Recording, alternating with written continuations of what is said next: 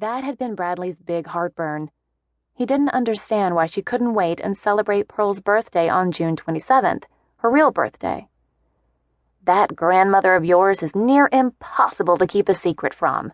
It's the thought that counts, though. Aunt Millie cracked 2 eggs into the hot grease. So you think she knows? The eggs snapped and popped as they crisped in the hot grease. I didn't say that. You never know with Pearl. That gal has her thumb on the pulse of this town. Always has. The thought of the calorie-laden breakfast worried Jill a little. She had to squeeze into the form-fitting gown she'd picked out for the fundraiser, but saying no to her tummy now would be just plain cruel. Plus, Aunt Millie had gone to a lot of trouble. Millie slid a plate in front of Jill, then took off her apron and hung it on a hook next to the refrigerator. She glanced at her watch. It's almost 9:15. I was a sleepyhead, Jill said. You probably needed this break. Pearl tells me about everything you're working on. I don't know how you do it all. Millie stretched out her arms for a hug, and Jill gave her a long squeeze. Okay, sweetie, eat up. I've got to get my rear end gear to put on that Academy Award-winning act to get Pearl over to the church on time. Pearl wants to stop at the yarn shop on the way, and you know there's no rushing her once she's got her fingers in those bins. I can stall, but I can't rush her. If I rush her, she'll definitely get suspicious. You're so right. I'll lock up when I leave. Thanks for the lovely breakfast. You're too good to me.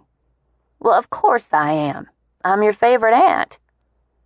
She was her only aunt, and not even a real aunt at that.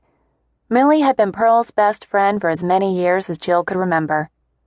Good luck. I'll see you there. Millie grabbed her purse off the hall table and headed for the door, waving a bony hand in the air as she slammed the door behind her. Jill swept the last corner of her toast into the yolk and sausage grease on her plate. One quick pass over the kitchen, and everything was back to normal.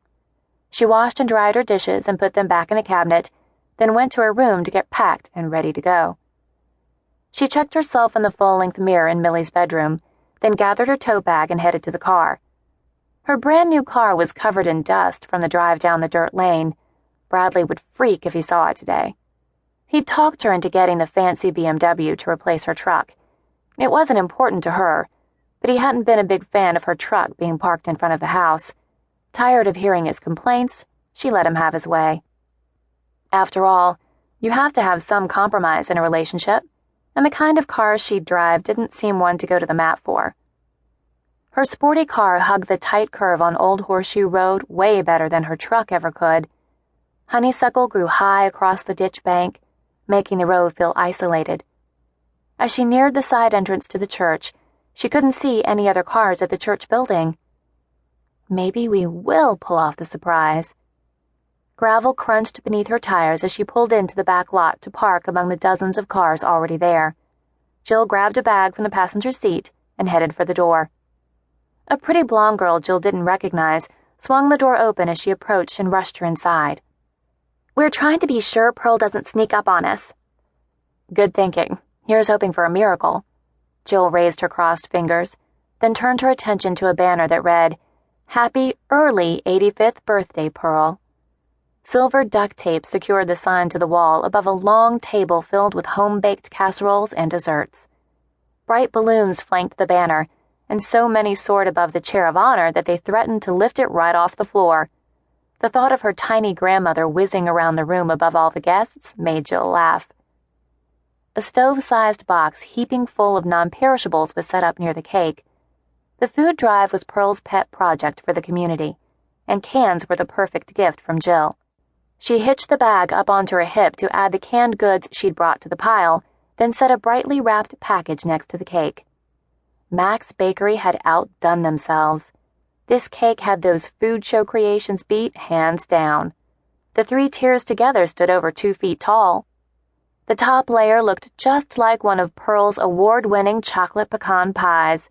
The bottom layer was a fondant woven basket full of colorfully frosted cupcakes that looked like yarn. Knitting needles rose high above them, both with a blue ribbon the size of a dinner plate attached, just like the one Pearl had won last year. That honor would be up for grabs at the annual Festival Days Bake-Off.